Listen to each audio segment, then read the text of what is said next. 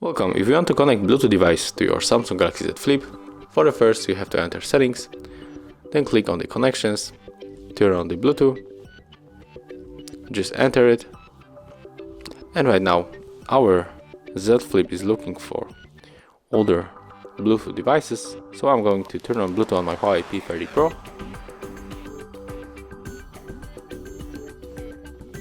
We have to tap on the scan again.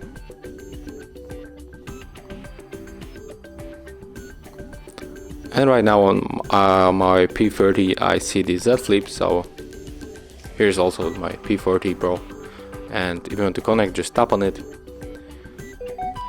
and click on OK and pair them and the second device. Thank you guys for watching, leave thumbs ups, comments and subscribe to our channel.